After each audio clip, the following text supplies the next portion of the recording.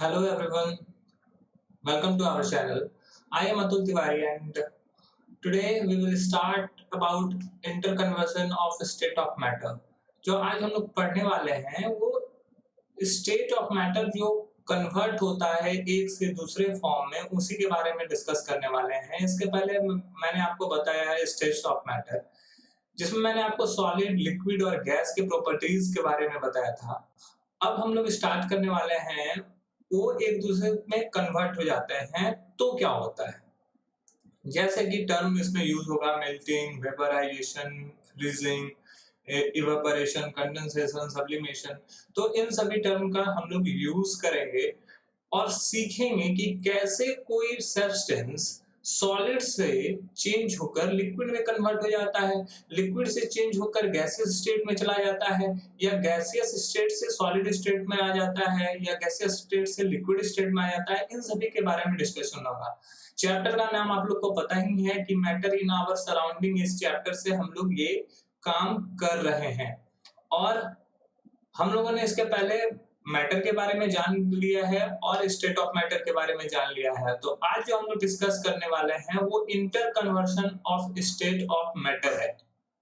इसका मतलब ये है कि हम लोग जो डिस्कस करने वाले हैं वो मैटर के बारे में डिस्कस करने वाले हैं कि उसमें क्या चेंजेस हो सकते हैं, उसका कन्वर्सन किस फॉर्म में हो सकता है। तो जैसा कि मैंने एक चार्ट दिखाया है कि अगर आपके पास सॉलिड है तो सॉलिड को आप जब थोड़ा हीट देते हो या हीट करोगे, जितना ज्यादा हीट दोगे एक समय ऐसा आएगा कि वो सॉलिड एक अपना स्टेट चेंज कर देगा। सॉलिड के मॉलिक्यूल्स के बीच का जो डिस्टेंस होता है वो बहुत कम होता है, ये मैंने आपको पहले बताया था। उसके बीच का इंटर मॉलिक्यूलर स्पेस जो होता है वो काफी कम होता है, जिसकी वजह से इसका काइनेटिक एनर्जी इसके मॉलिक्यूल्स में नहीं होता है, इसके पार्टिकल्स में नहीं होता है, बिल्कुल बहुत कम होता है। तो इसको क्या करता है, हीट देने से क्या होता है कि इसका हीट बढ़ने से इसका जो मॉलिक्यूल्स अपने जगह पर वाइब्रेट कर रहा है उसके बीच का मोशन बढ़ जाता है just because of heat. Heat के बढ़ने से इसका काइनेटिक एनर्जी बढ़ता है। काइनेटिक एनर्जी जब बढ़ने लगता है तो ये ज्यादा मूव करने लगता है और जब एक समय ऐसा आएगा कि वो इतना ज्यादा मूव करने लगेगा और इतना ज्यादा इनके बीच में डिस्टेंस हो जाएगा कि वो सॉलिड से लिक्विड स्टेट में कन्वर्ट हो जाएगा। ये सॉलिड से लिक्विड में कन्वर्ट हो जाते हैं और इसी प्रोसेस को, इस पूरे प्रोसेस को मेल्टिंग कहते हैं। अगर उसी तरह लिक्विड से गैसेस स्टेट में चले जाएं, लिक्विड के भी मॉलिक्यूल्स थोड़ा सॉलिड से दूर लेकिन गैसियस मॉलिक्यूल से थोड़ा नजदीक रहते हैं, बट इसको भी अगर बहुत ज्यादा हीट दिया जाए तो इसमें और भी इसके मॉलिक्यूल्स, इसके पार्टिकल्स में बहुत ज्यादा काइनेटिक एनर्जी इसका भी बढ़ेगा और काइनेटिक एनर्जी जैसे ही बढ़ता है ऑफकोर्स ये अपना स्टेट चेंज करेगा और ये गैसियस स्टेट में कन्वर्ट हो जाएगा और इस प्रोसेस को वेपराइजेशन बोलते हैं। लेकिन हम लोग गैसियस स्टेट से लिक्विड स्टेट पे भी जा सकते हैं, तो उसके लिए क्या करना होगा, उसके लिए उसको कूल करना होता है, ठंडा करना होता है। ठंडा करने से क्या होता है, इसके ऊपर का जो प्रेशर होता है वो प्रेशर बढ़ जाता है। जितना ज्यादा ठंडा करते हैं उतना ज्यादा प्रेशर इंक्रीज करता है। इसका मतलब प्रेशर जब इंक्रीज करता है तो इसका मॉलिक्यूल्स के बीच का जो ठंडा करते हैं तो इसका मॉलिक्यूल्स का जो बीच का जो डिस्टेंस होता है जो बहुत ज्यादा रहता है वो कम होने जाता है। इंटरमॉलिक्यूलर डिस्टेंस, वो इंटरमॉलिक्यूलर डिस्टेंस जो होता है वो डिक्रीज करता है और वो जब डिक्रीज करेगा तो ऑफ कोर्स उसके डिक्रीज करने से मॉलिक्यूल्स एक दूसरे के नजदीक आएंगे और नजदीक जब आएंगे तो उसका काइनेटिक एनर्जी थोड़ा कमेगा और वो लिक्विड में चेंज हो जाएगा। उसी तरह लिक्विड से आप सॉलिड में भी जा सकते हैं और उस प्रोसेस का नाम फ्रीजिंग कहलाता है। इसमें लिक्विड को एक कांस्टेंट तरीके से कूल किया जाता है और एक समय ऐसा आता है कि इसके काइनेटिक एनर्जी बहुत कम हो जाता है और वापस से उसका मॉलिक्यूल्स एक दूसरे के बहुत नजदीक आ जाता है और जब वो नजदीक आएगा तो वो ऑफ कोर्स सॉलिड स्टेट में कन्वर्ट हो जाएगा। तो इस तरह से किया जाता है। अब हम लोग सॉलिड से डायरेक्ट गैसेस स्टेट में भी जा सकते हैं, उस प्रोसेस का नाम होता है सब्लिमेशन। इसमें लिक्विड स्टेट में ये कोई सब्सटेंस कन्वर्ट नहीं होते हैं। जैसे कैम्फर को आप देख लो, कैम्फर कपूर जिसको बोला जाता है, इसको अगर आप हीट करते हैं तो वो डायरेक्ट सॉलिड से गैसेस स्टेट में कन्वर्ट हो जाता है, या नैप्थलीन बॉल को भी ले लो, तो ये सब एक्चुअली सब्लिमेबल सब्सटेंस है, ये लिक्विड में चेंज नहीं करते, डायरेक्ट सॉलिड से इनका हीट के वजह से ये थोड़ा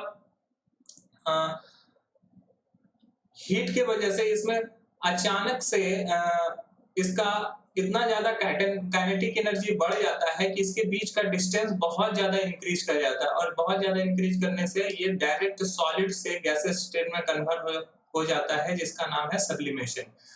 और अगर गैसेस स्टेट से डायरेक्ट सॉलिड स्टेट में अगर कोई चीज कन्वर्ट करता है तो उसका नाम होता है रिवर्स सब्लिमेशन। और आज इन सभी पर ही हमारा टॉपिक डिस्कस होने वाला है। तो जैसा कि मैंने बेसिक आपको बताया कि सॉलिड से अगर लिक्विड जाते हैं तो उसको मेल्टिंग बोलते हैं, और अगर लिक्विड से गैसेस स्टेट पे जाते हो तो उसको वेपराइजेशन बोलेंगे। उसी तरह गैसेस से अगर लिक्विड स्टेट पे जाते हैं तो उसका नाम कंडेंसेशन होता है, जबकि लिक्विड से सॉलिड स्टेट पे जाने वाले का नाम फ्रीजिंग होता है। सॉलिड से डायरेक्ट अगर गैसेस स्टेट पे जा रहे हैं तो वो सब्लिमेशन कहलाएगा, जबकि गैसियस स्टेट से अगर डायरेक्ट सॉलिड स्टेट पे जा रहे हैं तो उसको रिवर्स सब्लिमेशन बोलेंगे। अब बात करते हैं थोड़ा और आगे की।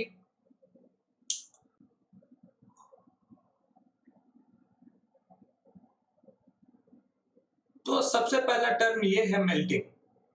What is melting? मेल्टिंग क्या है? The process in which solid changes into liquid is called melting. अगर सॉलिड लिक्विड में कन्वर्ट हो जाता है तो उस प्रोसेस को मेल्टिंग कहते हैं, और इसी का एक और नाम फ्यूजन है। जैसे कि आपने सुना होगा, the melting point of ice is melting point of ice is 0 degree centigrade. तो ये 0 डिग्री सेंटीग्रेड क्यों होता है? क्योंकि ये फिक्स्ड है कि अगर आइस का क्यूब है, सपोज करो किसी के पास आइस क्यूब है, तो इसको हीट मिलेगा तो इसका मॉलिक्यूल्स, इसको जब हीट मिल रहा है तो इसका मॉलिक्यूल्स के बीच में जो वाइब्रेशन पहले था वो वाइब्रेशन बढ़ना शुरू हो गया है। जितना ज्यादा सख्त आप आइस को लेते हो उतना ज्यादा उसका मॉलिक्यूल्स उतने नजदीक होता है, उसमें उतना कम काइनेटिक एनर्जी बहुत कम रहता है। लेकिन जैसे जैसे इसका हीट बढ़ता है, सपोज करो कि इसका से हीट -20 डिग्री सेंटीग्रेड है, तो वो थोड़ा ज्यादा इसका मॉलिक्यूल्स एक दूसरे के नजदीक है। जब ये -5 डिग्री सेंटीग्रेड पर पहुंच जाएगा तो इसका मॉलिक्यूल्स थोड़ा और दूर हो गया। अगर ये -1 डिग्री पर चले जाएगा तो इसका मॉलिक्यूल्स और भी इससे दूर हुआ, और एक समय ऐसा आएगा कि 0 डिग्री सेंटीग्रेड पर जब पहुंचेगा तो इसका मॉलिक्यूल्स इससे इतना दूर हो गया रहेगा कि वो एक काइनेटिक एनर्जी इसका इंक्रीज करते जाएगा, और काइनेटिक एनर्जी इतना बढ़ जाएगा, इतना इंक्रीज कर जाएगा कि उसका स्टेट चेंज हो जाएगा, वो स्टेट चेंज कर लेगा और वो लिक्विड स्टेट में आ जाएगा, जो कि होगा वाटर। ओके, तो बहुत सारे सब्सटेंस का मेल्टिंग पॉइंट फिक्स्ड होता है, जिसपे मेल्टिंग हो सकता है। अब मेल्टिंग पॉइंट से रिलेटेड एक टर्म और समझो। तो मेल्टिंग पॉइंट क्या है? वो एग्जैक्ट टेम्परेचर जिस पर कि वो सॉलिड से लिक्विड में चेंज होता है, वो मेल्टिंग पॉइंट है। जैसे कि मैंने 0 डिग्री सेंटीग्रेड बताया, ये आइस का मेल्टिंग पॉइंट है। ये प्रोसेस जो है वो मेल्टिंग कहलाएगा, लेकिन अगर उसका एग्जैक्ट हीट के बारे में बात करें तो वो कहलाता है मेल्टिंग पॉइंट। जैसा कि मैंने आपको इमेज में दिखाया है कि एक आइस क्यूब है। आइस क्यूब को जब खुले हवा में एटमॉस्फेयर में छोड़ दिया गया है, तो ये एटमॉस्फेयर से एनर्जी लेकर ये हीट एनर्जी ले रहा है, क्योंकि इसका एनर्जी जो है -0 में रहता है, 0 से कम रहता है, less than 0 degree. Less than 0 degree रहने से क्या होता है कि इसका मतलब ये है कि इसका टेम्परेचर जो होगा माइनस में होगा। ठीक है, माइनस हो सकता है 5 डिग्री, 10 डिग्री सेंटीग्रेड, कुछ भी हो सकता है। तो ये क्या हो रहा है, एटमॉस्फेयर का जो जनरल एटमॉस्फेयर का टेम्परेचर होता है, या रूम टेम्परेचर की बात करें तो 30 to 35 डिग्री सेंटीग्रेड तक होता है। तो अगर इस टेम्परेचर से इस टेम्परेचर पे जा रहा है, -10 डिग्री सेंटीग्रेड से 30 to 35 डिग्री सेंटीग्रेड तक जा रहा है, तो ऑफकोर्स उसका टेम्परेचर बढ़ रहा है, और टेम्परेचर बढ़ने से इसके बीच का जो मॉलिक्यूल्स का जो काइनेटिक एनर्जी है वो भी क्या हो रहा है, टेम्परेचर इंक्रीज करता है। टेम्परेचर जैसे इंक्रीज करेगा, इसके बीच का जो मॉलिक्यूल्स का काइनेटिक एनर्जी है वो भी इंक्रीज करेगा, और इसके बीच का जो इंटरमॉलिक्यूलर स्पेस है वो भी इंक्रीज करेगा। इंटरमॉलिक्यूलर स्पेस जो होगा वो भी इंक्रीज कर जाएगा। ये तीनों इंक्रीज करने से इसका स्टेट जो होगा वो चेंज होगा, वो सॉलिड से लिक्विड में कन्वर्ट हो जाता है। आप घर में भी देखोगे, अगर आप आइस क्यूब को फ्रिज से निकाल कर बाहर रख दो, थोड़ी देर में वो पानी में कन्वर्ट हो जाएगा। रीजन क्या है कि फ्रिज के अंदर में उसका टेम्परेचर जो है उसके अकॉर्डिंगली है, मतलब कि 0 से नीचे है। लेकिन जैसे ही आप उसको टेम्परेचर को उसको बाहर निकालते हो तो बाहर का टेम्परेचर 30 टू 35 डिग्री रहता है, और वो टेम्परेचर पाकर वो लिक्विड स्टेट में चेंज हो जाता है। वो एग्जैक्ट पॉइंट है, वो एग्जैक्ट टेम्परेचर है 0 डिग्री सेंटीग्रेड, जिस पर आइस जो है, अगर इसका टेम्परेचर इस समय बढ़ता है तो वो वाटर में कन्वर्ट हो जाएगा, अगर घटता है तो वो आइस में कन्वर्ट हो जाएगा। मतलब कि 0 एक तरह का एक बोल सकते हो आप एक पॉइंट है, जिससे इस कॉर्नर पर अगर घटेगा तो वो आइस में कन्वर्ट होगा, और बढ़ेगा तो वाटर में कन्वर्ट होगा। तो इसी को बोलते हैं, इस एग्जैक्ट पॉइंट को बोलते हैं मेल्टिंग पॉइंट, जो कि आइस का 0 डिग्री सेंटीग्रेड है। ये आपको याद रखना है, ये आपको पहले से भी शायद पता होगा। अब बात करते हैं लेटेंट हीट ऑफ फ्यूजन की। ये क्या होता है latent heat of fusion? Means latent heat के बारे में बात करना होगा। फ्यूजन तो आप समझ गए, मेल्टिंग। लेटेंट हीट का ऑफ फ्यूजन का मतलब है कि अगर मैंने उसके बारे में लिखा है, the amount of energy that is required to change 1 kg of solid into liquid at atmospheric pressure without any change of temperature at its melting point is called latent heat of fusion। इसका मतलब साफ आपको समझ में आ रहा होगा कि अगर आपको 1 kg सॉलिड दे दिया जाए, सपोज करो आइस ही, तो इस पर एटमॉस्फेयर के प्रेशर की वजह से अगर ये रिलीज हो जाता है टेम्परेचर में, बिना चेंज किए ही ये अपना मेल्ट होना शुरू हो जाता है, that is called latent heat of fusion.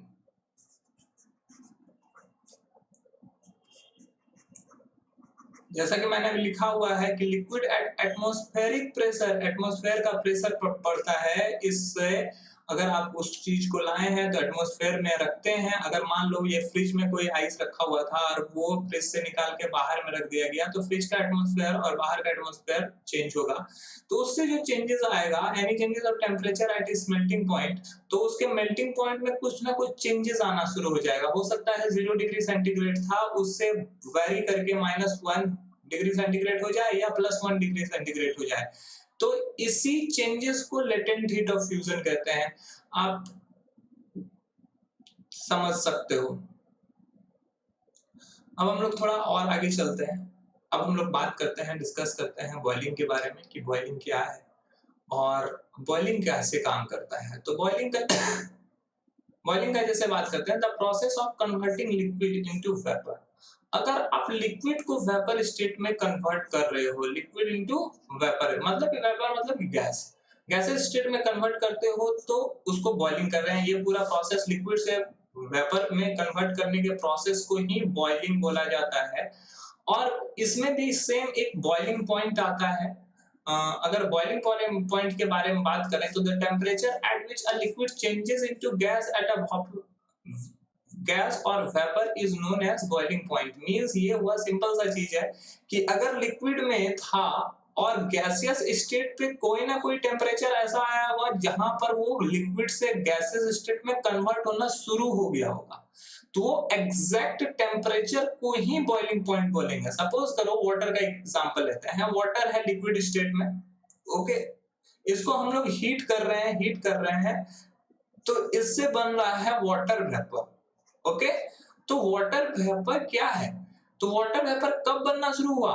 इसका हीट हम शुरू कर रहे हैं। कोई वाटर है जिसका टेम्परेचर 25 डिग्री सेंटीग्रेड है और इसको हीट किए जा रहे हैं, इसका टेम्परेचर लगातार इंक्रीज कर रहा है और एक समय इतना इंक्रीज कर जाएगा कि ये वाटर वेपर बन जाएगा। तो वो एग्जैक्ट पॉइंट जिस पर ये वाटर वेपर बन रहा है वो है boiling point.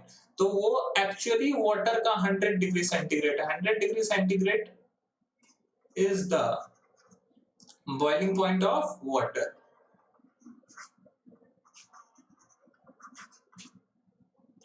Boiling point water का जो होता है वो 100 डिग्री सेंटीग्रेड होता है। जैसा कि मैंने यहाँ पे दिखाया कि गैस से इसको हीट मिल रहा है और ये पूरा तेजी से बबल्स के रूप में पहले फॉर्म हो जा रहा है। रीजन ये है कि वो जिसको 100 डिग्री सेंटीग्रेड टेम्परेचर मिल गया वो बबल्स के रूप में निकल गया, वो गैसेस स्टेट में बन गया है और वो ऊपर की तरफ आता है और वो बबल्स फटता है और वो गैसियस स्टेट ये हवा में, एयर में आ जाता है। तो इस तरह से ये वाटर वेपर यहाँ पर निकल कर एयर में पहुंच जाएगा। देखोगे, आपको ध्यान से देखोगे तो छोटे छोटे बबल्स दिखाई देंगे और ये बबल्स तेजी से ऊपर की तरफ आते हैं और ऊपर में ये बबल्स फटते हैं, जिसके अंदर में, इस बबल्स के अंदर में क्या होता है, इस बबल के अंदर में गैस होता है और वही गैस एक्चुअली वो वाटर वेपर ही है। वो वाटर वेपर हवा में रिलीज हो जाता है। तो ये है बॉइलिंग पॉइंट। अब बात करते हैं वेपराइजेशन। वेपराइजेशन एक तरह का बॉइलिंग ही है कि आप उसको वेपर में कन्वर्ट करने के चीज को ही वेपराइजेशन बोलते हैं। अगर आप लिक्विड से वेपर में कन्वर्ट कर रहे हो किसी चीज को तो उसको आप बॉइलिंग भी बोल सकते हो या वेपराइजेशन भी बोल सकते हो। ये दोनों एक ही टर्म है और ये भी उसी तरह है। The amount of energy that is required to change 1 kg of liquid into vapor at atmospheric pressure without any change in temperature at its boiling point is called latent heat of vaporization। अब क्या है कि 1 kg अगर हम लोग को liquid मिल जाए और उसको वेपर में कन्वर्ट करना है तो इस पर भी एटमॉस्फेयर का तो कुछ ना कुछ प्रेशर लगेगा ही लगेगा। एटमॉस्फेरिक प्रेशर की वजह से और टेम्परेचर इसका चेंज ना हो, टेम्परेचर इसका कुछ भी टेम्परेचर में कोई चेंजेस ना हो और एटमॉस्फेरिक के प्रेशर की वजह से ये लिक्विड से जो वेपर स्टेट में कन्वर्ट होगा तो जो हीट रिक्वायर होगा वो लेटेंट हीट ऑफ वेपराइजेशन कहलाएगा। लेटेंट हीट ऑफ वेपराइजेशन वो कहलाएगा।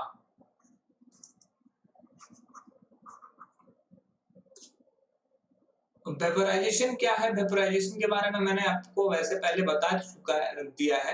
वेपराइजेशन एक तरह का इवेपोरेशन बोल सकते हो। वेपराइजेशन और इवेपोरेशन में कोई डिफरेंस नहीं है। It is a process in which liquid changes into vapour. ये भी वही प्रोसेस है। लिक्विड किस में चेंज होता है? वेपर स्टेट में चेंज होता है।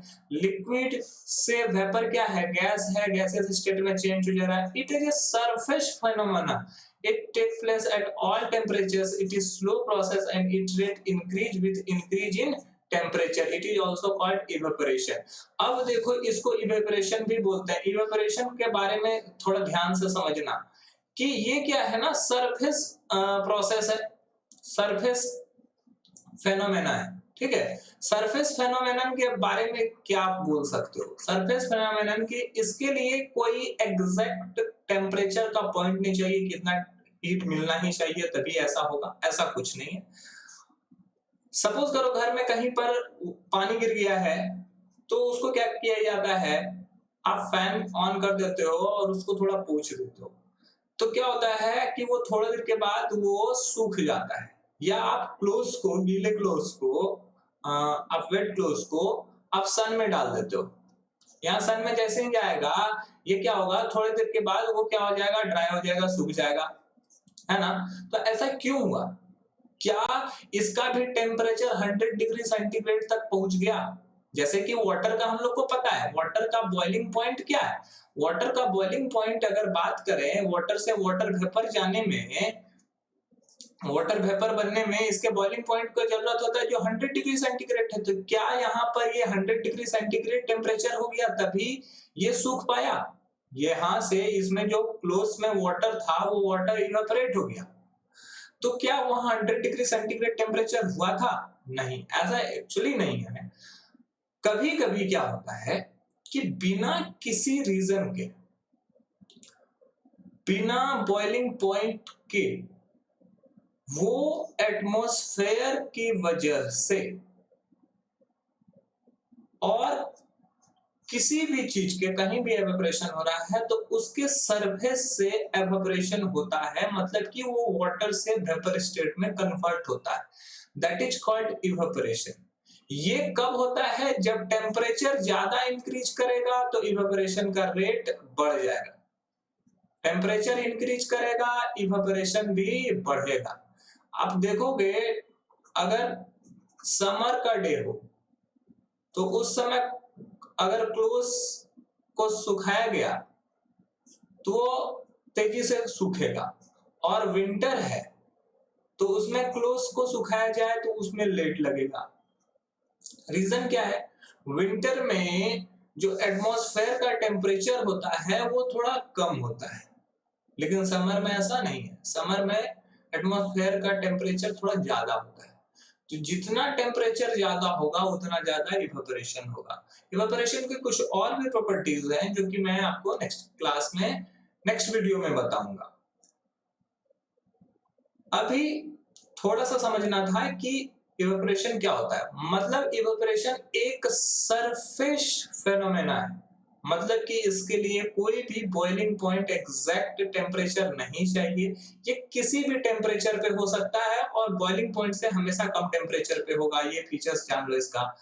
अगर किसी का मेल्टिंग पॉइंट या बॉइलिंग पॉइंट 90 डिग्री सेंटीग्रेड है तो उसका जब भी इवेपोरेशन होगा तो 90 डिग्री से कम पर होगा और बिना हीट दिए होगा, खुद ब खुद होगा।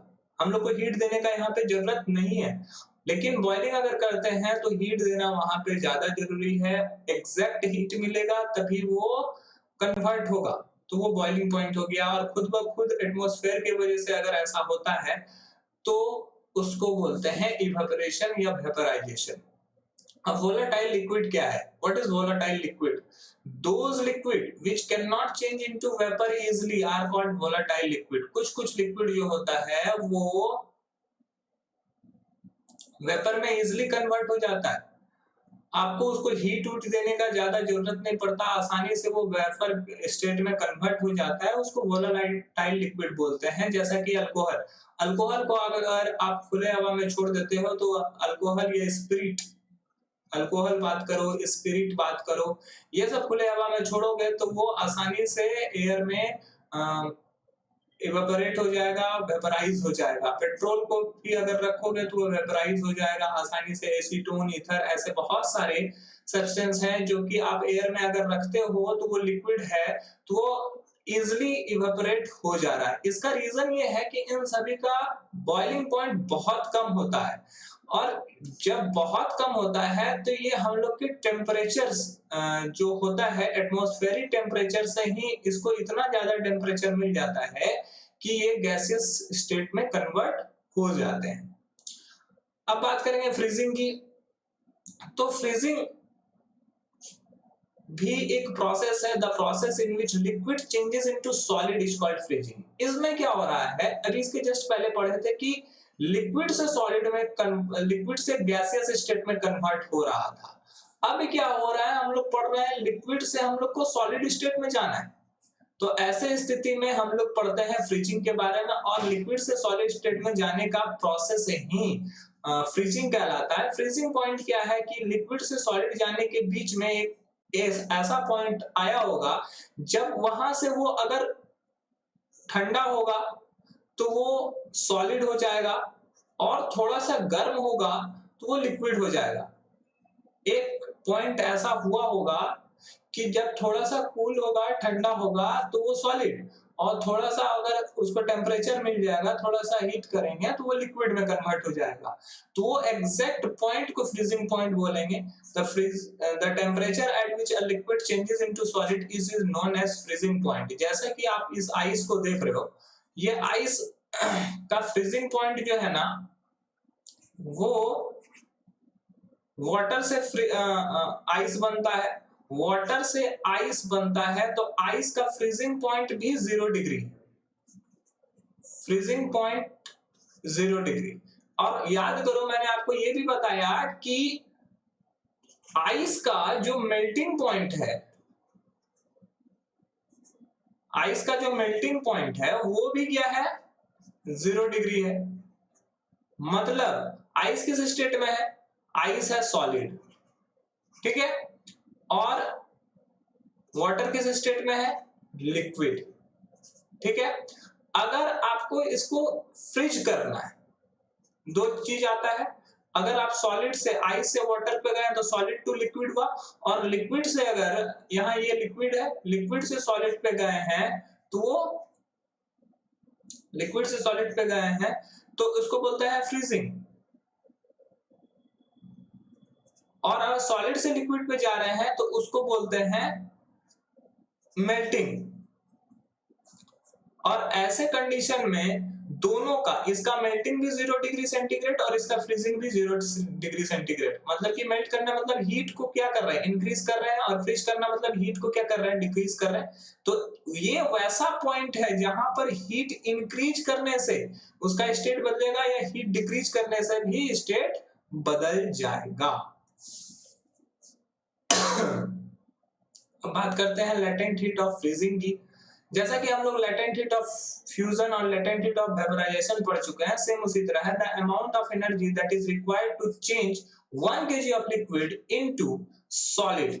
अगर यहाँ पे लिक्विड को सॉलिड में कन्वर्ट करना है, 1 kg लिक्विड है उसको सॉलिड में कन्वर्ट करना है एट एटमॉस्फेरिक प्रेशर पर without any change in temperature. वहां पे टेम्परेचर कोई चेंज नहीं होना चाहिए, प्रेशर की वजह से ऐसा होगा तो इट्स फ्रीजिंग पॉइंट। और ऐसे स्थिति में अगर सिर्फ प्रेशर की वजह से हो गया, टेम्परेचर अगर चेंजेस नहीं आया, तो ऐसे फ्रीजिंग पॉइंट को लेटेंट हीट ऑफ फ्रीजिंग बोलते हैं।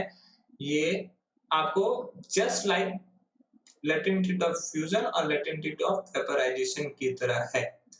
अब एक और टर्म आता है कंडेंसेशन। कंडेंसेशन क्या है, condensation is a change of physical state of matter from the gas phase into liquid phase. अगर कोई गैसियस स्टेट से लिक्विड स्टेट में आता है, that is called condensation. Okay, जैसा कि वाटर वेपर है,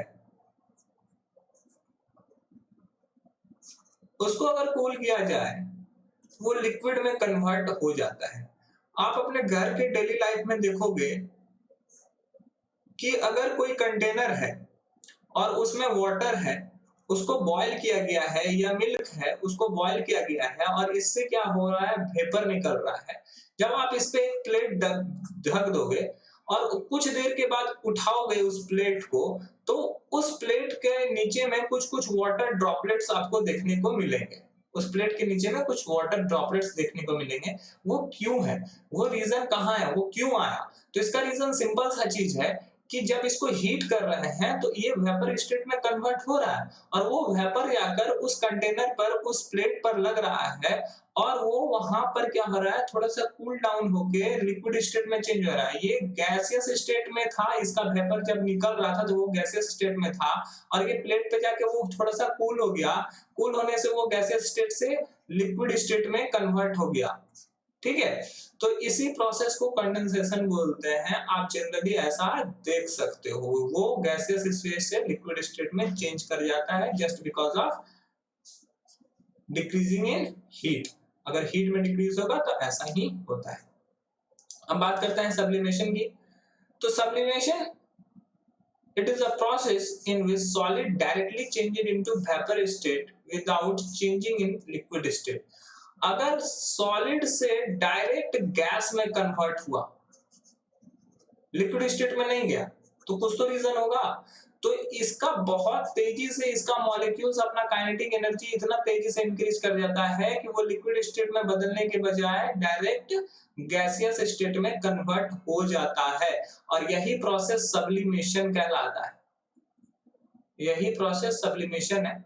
जैसे कि बहुत सारे एग्जांपल है, कैम्फर को आप लोगों ने देखा होगा, naphthalene ball, NH4Cl, ammonium chloride बोलते हैं इसको, अमोनियम क्लोराइड। ये सबको देखोगे तो आपको पता चल जाएगा कि ये सब सबलिवेबल सब्सटेंस है। कैम्फर को अगर आप एक्सपेरिमेंट करना चाहते हो तो घर में कैम्फर लाओ और कहीं पर भी किसी भी विंडो के साइड में रख दो और 2-3 दिन तक छोड़ दो। आपको पता चलेगा 2-3 दिन के बाद कैम्फर का आधा से ज्यादा पार्ट्स क्या हो गया होगा, इवेपोरेट होगा। जिस साइज में आप उस कैम्फर को रखे रहोगे उससे उसका साइज ऑफकोर्स घट जाएगा। इसके अलावा आप नैप्थलीन बॉल के साथ भी ऐसा देख सकते हो। अगर नैप्थलीन बॉल को कपड़े वगैरह में डालकर या कहीं पर डाल के छोड़ दिया जाए, कुछ देर के बाद जब देखोगे या 1-2 दिन के बाद देखोगे तो उसका सारा बॉल का जो साइज है वो घट जाएगा। रीजन ये है क्योंकि वो सॉलिड से इवेपोरेट होकर डायरेक्ट गैसियस स्टेट में कन्वर्ट हो गया, जो हम लोग को पता नहीं चल पाता है। अमोनियम क्लोराइड के साथ ही ऐसा होता है। अब इस पर प्रेशर का क्या इफेक्ट पड़ेगा? तो effect of pressure on change in state. अगर प्रेशर की बात करें, अभी तक तो हम लोग बात कर रहे थे टेम्परेचर की, कि टेम्परेचर इंक्रीज करेगा, टेम्परेचर इंक्रीज करता था तो क्या होता था, सॉलिड से वो कन्वर्ट हो जा रहा है लिक्विड में और लिक्विड से कन्वर्ट हो जा रहा है गैस में। लेकिन अगर वही टेम्परेचर घट रहा था, टेम्परेचर अगर डिक्रीज करता है तो ऐसे स्थिति में सॉलिड जो था वो सबसे लास्ट में बनता था, यानी कि लिक्विड से सॉलिड बन रहा है। और लिक्विड कब बन रहा है? लिक्विड से गैस बन रहा है। मतलब कि गैस से लिक्विड बना, लिक्विड से सॉलिड बना। टेम्परेचर जब डिक्रीज कर रहा है, इंक्रीज करने से सॉलिड से लिक्विड, लिक्विड से गैस। इसमें होता है कि काइनेटिक एनर्जी पर भी इफेक्ट पड़ता है। Kinetic energy of course temperature के बढ़ने से इंक्रीज करेगा और टेम्परेचर के घटने से डिक्रीज करेगा। लेकिन प्रेशर का क्या इफेक्ट है?